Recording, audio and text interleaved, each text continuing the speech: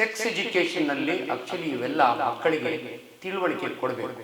But ಎಲ್ಲೋ ಒಂದು ಕಡೆ ಸಮಾಜದಲ್ಲಿ ಇಂಥ ವಿಚಾರಗಳನ್ನು ಮಾತನಾಡುವಾಗ ಅತ್ಯಂತ ಎಚ್ಚರಿಕೆಯಿಂದ ಮಾತನಾಡಬೇಕು. ಇದು ಒಂದು ನನಗೆ ಶಾರ್ಟ್ ನೋಟ್ ಕ್ವಶನ್. ಮಾಸ್ಟರ್ಬೇಷನ್ ಅಂತೀವಿ ನಾವು, ಹಸ್ತಮೈಥುನ ಅಂತಾರೆ. ಕನ್ನಡದಲ್ಲಿ ಬೇರೆ ಬೇರೆ ಲೋಕಲ್ ಲ್ಯಾಂಗ್ವೇಜ್ನಲ್ಲಿ ಏನೇನೋ ಮಾತಾಡ್ತಾರೆ. ಬಟ್ ಮಾಡ್ಕೊಂಡ ಮೇಲೆ ಅವರಿಗೆ ಫಿಯರ್ ಬಂದ್ಬಿಡುತ್ತೆ.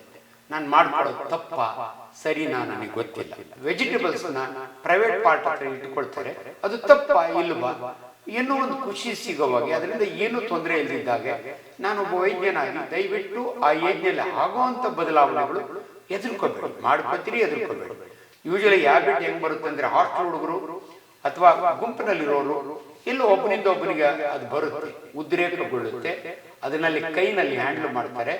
ಅವಾಗ ಎಜಾಕ್ಯುಲೇಷನ್ ಅಂದ್ರೆ ವೀರ್ಯಸ್ಖಲನ ಆಗುತ್ತೆ. ಹಸ್ತಮೈಥುನ ಮಾಡ್ಕೊಳ್ಳೋರು ದಿನಕ್ಕೆ 3 ಸಾರಿ ಮಾಡ್ಕೋಬಹುದು, 3 ದಿನಕ್ಕೆ 1 ಸಾರಿ ಮಾಡ್ಕೋಬಹುದು, ವಾರಕ್ಕೆ 1 ಸಾರಿ ಮಾಡ್ಕೋಬಹುದು.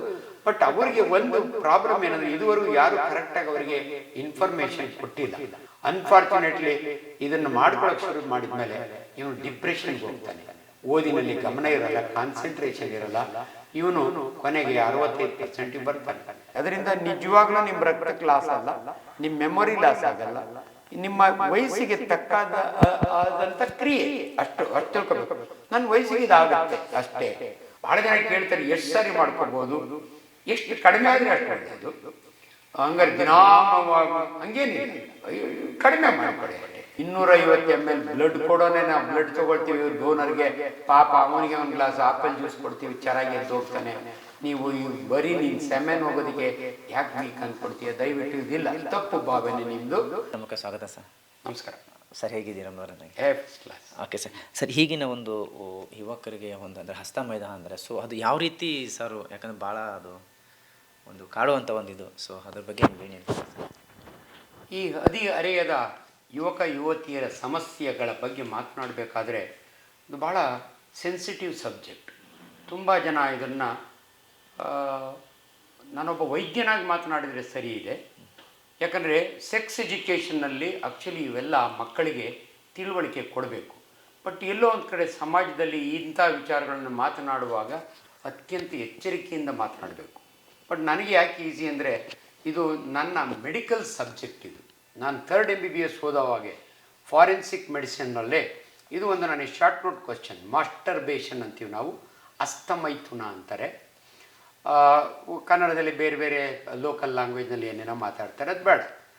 ಈ ಹಸ್ತಮೈಥುನ ಅಂದರೆ ಸಿಂಪಲ್ ಎಕ್ಸಾಂಪಲ್ಲು, ಗಂಡು ಮಕ್ಕಳು ಮಾಡ್ಕೋತಾರೆ, ಹೆಣ್ಮಕ್ಳು ಮಾಡ್ಕೋತಾರೆ.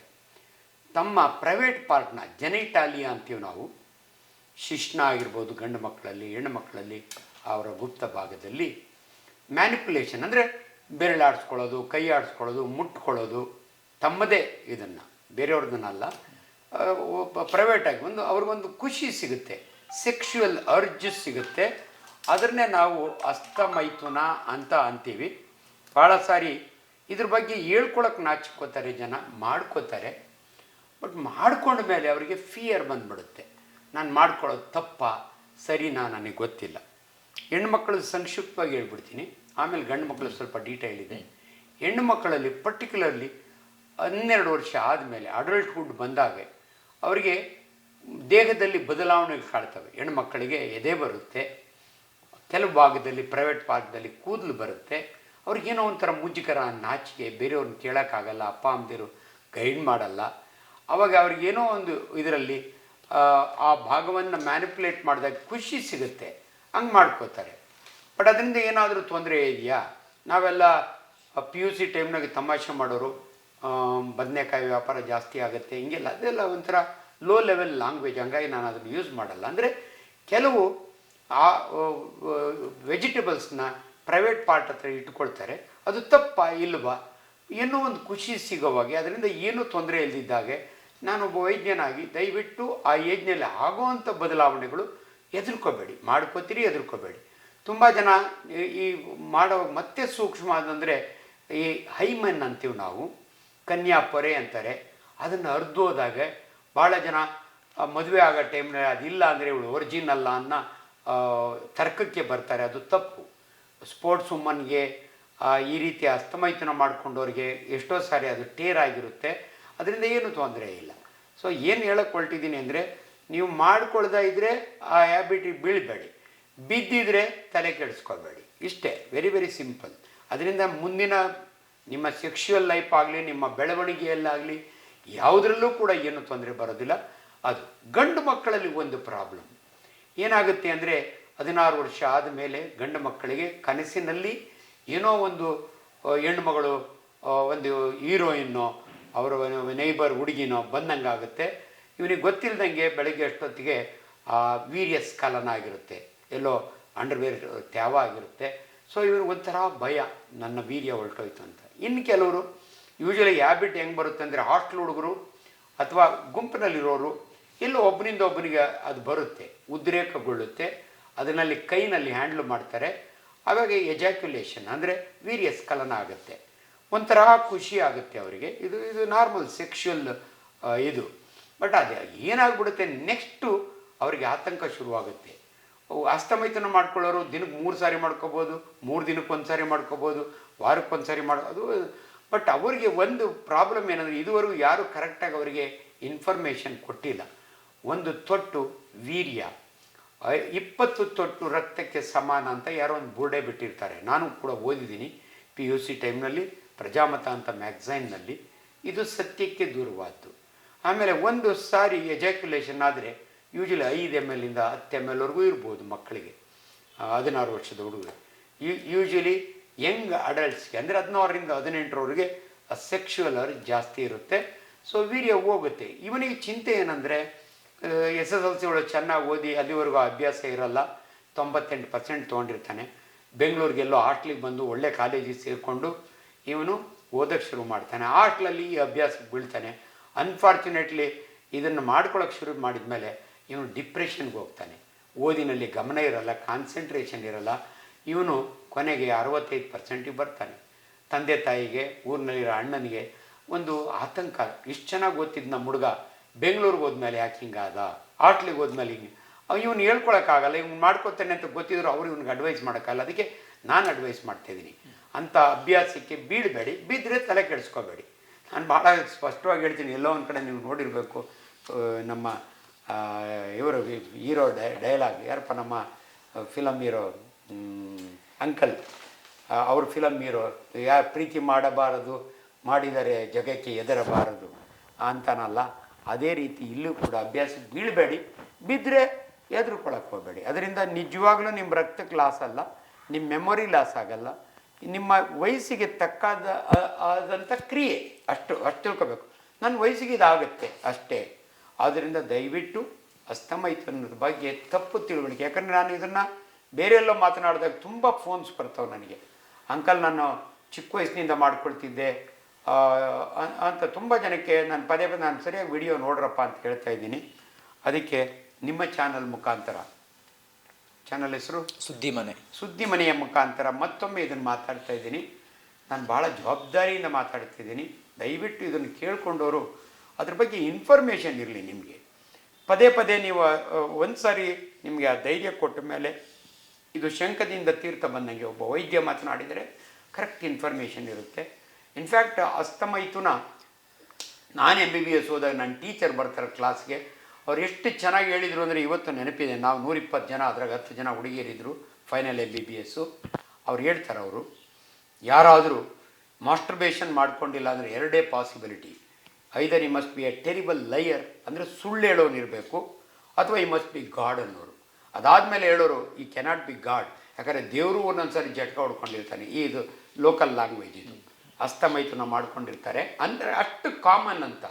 ಹಂಗಾಗಿ ದಯವಿಟ್ಟು ನೀವು ಇದನ್ನು ಕಲ್ತಿದ್ದೀರಿ, ಮುಂದೆ ಸಮಾಜಕ್ಕೆ ಹೋದಾಗ ಈ ನಾಲೆಡ್ಜನ್ನ ನೀವು ಜನಸಾಮಾನ್ಯರಿಗೆ ಹೆಲ್ಪ್ ಆಗಂಗೆ ಹೇಳಬೇಕು ಅಂತ. ಅದಕ್ಕೆ ನಾನು ಭಾಳ ಸಾರಿ ಇದನ್ನು ಎಲ್ಲೋ ಒಂದು ಕಡೆ ಸೆಕ್ಸ್ ಎಜುಕೇಷನ್ನಲ್ಲಿ ತುಂಬ ಗೊಂದಲ ಇರುತ್ತೆ, ತುಂಬ ನಾಚಿಕೋತಾರೆ. ಹೇಳೋರ್ಗೂ ನಾಚಿಕೆ, ಕೇಳೋರ್ಗೂ ನಾಚಿಕೆ. ಅದರಿಂದ ನಾನೊಬ್ಬ ವೈದ್ಯನಾಗಿ ನನ್ನ ಜವಾಬ್ದಾರಿಯಿಂದ ಈ ಮಾತನ್ನು ಹೇಳ್ತಿದ್ದೀನಿ. ಹಸ್ತಮೈಥುನ ಕೆಲವು ವಯಸ್ಸಿನವರೆಗೂ ಇರುತ್ತೆ. ಅದರಿಂದ ಏನು ಭಾಳ ಜನ ಕೇಳ್ತಾರೆ, ಎಷ್ಟು ಸಾರಿ ಮಾಡ್ಕೋಬೋದು, ಎಷ್ಟು ಕಡಿಮೆ ಆದರೆ ಅಷ್ಟು ಒಳ್ಳೆಯದು. ಹಂಗಾರೆ ದಿನಾ ಹಂಗೇನಿಲ್ಲ, ಕಡಿಮೆ ಮಾಡ್ಕೊಳ್ಳಿ ಅಷ್ಟೇ. ಯಾವುದೇ ಒಂದು ಕೆಟ್ಟ ಅಭ್ಯಾಸ, ಸಿಗರೇಟ್ ಸೇದೋದು ಅಷ್ಟೇ, ಹೊಸ್ದಾಗಿ ಕಲ್ತು ಏಕದಮ್ ಬಿಡೋಕ್ಕಾಗಲಿಲ್ಲ ಅಂದರೂ ಕೂಡ ಕಡಿಮೆ ಮಾಡು ಅಂತ ಹೇಳ್ತೀವಿ.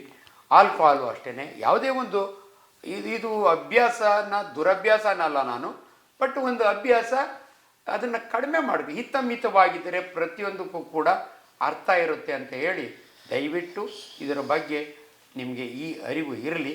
ನಿಮ್ಮ ಸೆಮೆನ್ನು ಪದೇ ಪದೇ ಉತ್ಪತ್ತಿ ಆಗುತ್ತೆ. ಅದು ಎಲ್ಲಿಂದ ಬರುತ್ತೆ ಅಂದರೆ ಸೆಮೈನಲ್ ವೆಸಿಕಲ್ಸ್ ಅಂತ ಇರ್ತವೆ. ನಿಮ್ಮ ಟೆಸ್ಟಿಸ್ ಇರುತ್ತೆ, ಬೀಜ, ಅದು ಪ್ರಾಸ್ಟೆಟಿಕ್ ಫ್ಲೂಯಿಡ್, ಇವೆಲ್ಲ ಸೇರಿ ಈಚೆಗೆ ಬರೋದೇನೆ ಇದನ್ನು ನಾವು ವೀರ್ಯ ಅಂತೀವಿ, ಸೆಮೆನ್ ಅಂತೀವಿ. ಅದರೊಳಗೆ ಈ ಸ್ಪರ್ಮ್ಸ್ ಅಂತ ಇರ್ತವೆ. ಮುಂದಿನ ದಿನಗಳಲ್ಲಿ ನೀವು ಮದುವೆ ಆದಮೇಲೆ ಇದೇ ಸ್ಪರ್ಮ್ಸು ನೀವು ನಿಮ್ಮ ಮುಂದಿನ ಭಾವಿ ಹೆಂಡತಿ ಜೊತೆಯಲ್ಲಿ ಕೂಡಿದಾಗೆ ಆ ಓವಮ್ ಇದು ಸೇರಿದಾಗೆ ಮಕ್ಕಳಾಗೋದು. ಸೊ ಈಗ ಹುಡುಗರು ತಮಾಷೆ ಮಾಡ್ಕೋತಾ ಇರ್ತಾರೆ. ಸೊ ಹಂಗಾಗಿ ದಯವಿಟ್ಟು ಅವರು ಇವರು ಹೇಳಿದ ಮಾತಿಗೆ ಸಿಕ್ಕಾಕ್ಕೊಂಡು ಗೊಂದಲಕ್ಕೆ ಸಿಕ್ಕಾಕ್ಕೋಬೇಡಿ. ನೀವು ಮಾಡ್ತಾಯಿದ್ರೆ ಅಭ್ಯಂತರ ಇಲ್ಲ, ಬಟ್ ಆದಷ್ಟು ಕಡಿಮೆ ಮಾಡ್ಕೊಳ್ಳಿ. ಯಾರು ಮಾಡದೇ ಇರೋರು ಇವತ್ತು ನನ್ನ ಮಾತು ಕೇಳಿಬಿಟ್ಟು ಅಂಥದ್ದು ಐತೆ ಅಂತ ನೀವು ಶುರು ಮಾಡಬೇಡಿ ಅಷ್ಟೇ. ನಮಸ್ಕಾರ. ಓಕೆ ಸರ್, ಇನ್ನು ಯುವಕರು ಮತ್ತು ಹುಡುಗರು ಹಸ್ತಮೈಥುನ ಮಾಡ್ಕೊಳ್ಳೋದ್ರಿಂದ ಏನೆಲ್ಲ ತೊಂದರೆ ಆಗ್ಬೋದು, ವೀಕ್ ಆಗ್ತಾರಾ ಅಂತ? ಇದು ಭಾಳ ಸಾರಿ ಹೇಳ್ತಾರೆ, ಯಾಕೋ ನಮ್ಮ ಹುಡುಗ ಈ ನಡುವೆ ವೀಕ್ ಆಗ್ಬಿಡೋದು, ಅವನೇ ಅಂತಾನೆ, ಯಾಕೋ ಶಕ್ತಿನೇ ಇಲ್ಲ ಅಂಕಲ್, ಯಾಕೋ ವೀಕ್ನೆಸ್ಸು. ಇದು ಮನಸ್ಸಿನ ವೀಕ್ನೆಸ್, ಮೈಯಿನ ವೀಕ್ನೆಸ್ ಅಲ್ಲ. ನಾನು ಭಾಳ ಸಾರಿ ಒಂದು ಪದ ಹೇಳ್ತೀನಿ, your strength is in your mind, not in your body ಅಂತ. ಎಲ್ಲೋ ನನ್ನ ವೀರ್ಯ ಹೊರಟೋಯ್ತು ಅನ್ನೋ ಆತಂಕಕ್ಕೆ ಸಿಕ್ಕಾಕೊಳ್ತಿರಲ್ಲ, ಅದಕ್ಕೆ ನಿಮ್ಗೆ ವೀಕ್ನೆಸ್ ಅನಿಸುತ್ತೆ. Definitely not. 250 ml ಬ್ಲಡ್ ಕೊಡೋನೆ ನಾವು ಬ್ಲಡ್ ತೊಗೊಳ್ತೀವಿ ಡೋನರ್ಗೆ, ಪಾಪ ಅವನಿಗೆ ಒಂದು ಗ್ಲಾಸ್ ಆಪಲ್ ಜ್ಯೂಸ್ ಕೊಡ್ತೀವಿ, ಚೆನ್ನಾಗಿ ಎದ್ದು ಹೋಗ್ತಾನೆ. ನೀವು ಈ ಬರೀ ನಿನ್ನ ಸೆಮೆನ್ ಹೋಗೋದಕ್ಕೆ ಯಾಕೆ ವೀಕ್ ಅಂದ್ಕೊಡ್ತೀಯ? ದಯವಿಟ್ಟು ಇದಿಲ್ಲ, ತಪ್ಪು ಭಾವನೆ ನಿಮ್ಮದು. ಅದರಿಂದ ಯಾರೂ ವೀಕ್ ಆಗಲ್ಲ. ನೀವು ಸೈಕಲಾಜಿಕಲಿ ನನ್ನ ವಯಸ್ಸಿಗೆ ತಕ್ಕಂತೆ ಆದಂಥ ನನ್ನ ದೇಹದಲ್ಲಿ ಆದಂಥ ಬದಲಾವಣೆ ಅಂದ್ಕೊಂಡು ನಿನ್ನ ಪಾಡಿ ನೀನು ಕಾನ್ಸಂಟ್ರೇಟ್ ಆನ್ ಯುವರ್ ಸ್ಟಡೀಸ್. ಇದಕ್ಕೆ ಎಕ್ಸ್ಟ್ರಾ ಫುಡ್ ಬೇಕಾ? ಏನೂ ಇಲ್ಲ. ನಿನ್ನ ವಯಸ್ಸಿಗೆ ಬೇಕಾದ ಆಹಾರನ ತಿನ್ನು, ನಿನ್ನ ಪಾಡಿ ನೀರು. ಹಸ್ತಮೈಥುನ ಮಾಡ್ಕೊಳ್ಳೋದ್ರಿಂದ ಮೊಟ್ಟೆ ತಿನ್ನಬೇಕಾ, ಮೀನು ತಿನ್ನಬೇಕಾ, ಇನ್ನೂ ಸ್ಟ್ರಾಂಗಾಗಿ ಹಣ್ಣುಗಳು ತಿನ್ನಬೇಕಾ? ಏನೂ ಇಲ್ಲ. ನೀನು ಯುವರ್ ಎ ನಾರ್ಮಲ್ ಪರ್ಸನ್. ಆ ವಯಸ್ಸಿನ ಅಭ್ಯಾಸ ಅಷ್ಟೇ. ಆದ್ದರಿಂದ 100% ನಾನು ಹೇಳ್ತೀನಿ, ಇದರಿಂದ ಯಾರೂ ವೀಕ್ ಆಗಲ್ಲ. ಓಕೆ ಸರ್, ಮತ್ತು ಇನ್ನು ಮತ್ತು ಮಹಿಳೆಯರು, ಹುಡುಗಿರು ಇರ್ಬೋದು, ಅವರ ಒಂದು ವೆಜಿಟೇಬಲ್ಸನ್ನು ಅವರ ಒಂದು ಪ್ರೈವೇಟು ಜಾಗಕ್ಕೆ ಆ ಥರ ಒಂದು ಇಟ್ಕೊಂಡಾಗ ಅದರಿಂದ ಅವ್ರಿಗೆ ಏನಾದರೂ ಮತ್ತು ತೊಂದರೆ ಆಗುತ್ತಾ? ಏನಾದರೂ ಹೇಗೆ ಆ ಸಮಸ್ಯೆ ಏನಾಗುತ್ತಾ ಮಹಿಳೆಯರಿಗೆ ಅಂತ ಸರ್? ಇದು ಅಗೇನ್ ಭಾಳ ಸೂಕ್ಷ್ಮ. ಹೆಣ್ಣು ಮಕ್ಕಳು ಕೇಳ್ತಾ ಇರ್ತಾರೆ, ಅವ್ರ ತಾಯಿಗಳಿಗೆ ಕೇಳ್ತಿರ್ತಾರೆ. ಇದೆಲ್ಲ ತಮಾಷೆ ಮಾಡೋವಾಗ ಬದನೆಕಾಯಿ ಅದೆಲ್ಲ ಹೇಳ್ತಿರ್ತಾರೆ. ನಾನೊಬ್ಬ ವೈದ್ಯನಾಗಿ ಭಾಳ ಜವಾಬ್ದಾರಿಯಿಂದ ಹೇಳ್ತಾ ಇದ್ದೀನಿ. ಅದನ್ನು ಕ್ಲೈಟೋರಿಸ್ ಅಂತ ಇರುತ್ತೆ, ಅದನ್ನು ಮ್ಯಾನಿಪುಲೇಟ್ ಮಾಡ್ಕೋತಾರೆ. ಇದನ್ನು ಇಟ್ಕೊಳ್ಳೋದ್ರಿಂದ ಏನಾದರೂ ತೊಂದರೆ ಆಗಿಲ್ಲ. ಐಮನ್ ತುಂಬ ಅಷ್ಟು ಪೋರ್ಸಿಬಲ್ ಎಲ್ಲ. ನಾವು ಹಾಸ್ಪಿಟ್ಲ್ಗಳಲ್ಲಿ ಇದು ಹಾರ್ಲಿಕ್ಸ್ ಅಂತೀನಿ, ಥಮ್ಸಪ್ ಬಾಟ್ಲ್ನೆಲ್ಲ ಇಟ್ಕೊಂಬಂದಿರೋರು ನೋಡಿರ್ತೀವಿ ನಾವು. ಅಂಥವನ್ನೆಲ್ಲ ಇಟ್ಕೊಂಡಾಗ ಟ್ರಾಮಾ ಆಗಿ ಬ್ಲೀಡಿಂಗ್ ಬರ್ಬೋದು. ಬಟ್ ಎಲ್ಲೋ ಒಂದು ಕಡೆ ಇವತ್ತು ಮಾರ್ಕೆಟ್ನಲ್ಲಿ ನೀವು ಆಮ್ಸ್ಟರ್ಡಾಮ್ಗೆ ಹೋದರೆ ಅನೇಕ ಆರ್ಟಿಫಿಷಿಯಲ್ ಸೆಕ್ಷುವಲ್ ಇಂಪ್ಲಿಮೆಂಟ್ಸ್ ಸಿಗ್ತವೆ, ಅದನ್ನೆಲ್ಲ ಯೂಸ್ ಮಾಡ್ತಾರೆ. ಬಟ್ ಎಲ್ಲೋ ಒಂದು ಕಡೆ ಕೇರ್ಫುಲ್ ಆಗಿರಬೇಕು, ಟ್ರಾಮಾ ಮಾಡ್ಕೋಬಾರ್ದು. ಭಾಳ ಇಂಪಾರ್ಟೆಂಟು. ನಮ್ಮ ದೇಶದಲ್ಲಿ ಆ ಕನ್ಯಾಪರಿ ಹೈಮನ್ ಅಂತೀವಿ, ಅದೇನನ್ನ ರಪ್ಚರ್ ಆದರೆ ಮುಂದಿನ ಮದುವೆ ಆದಾಗೆ ಆ ಗಂಡ ಅವನು ಅನುಮಾನ ಪಡ್ತಾನೆ, ಇವಳು ಸರಿ ಇಲ್ಲ ಅಂತ. ದಯವಿಟ್ಟು ಅಂಥ ಇದಕ್ಕೆ ಅವಕಾಶ ಕೊಡಬೇಡಿ. Otherwise definitely not. ಇದರಿಂದ ಏನೂ ತೊಂದರೆಗಳಿಲ್ಲ.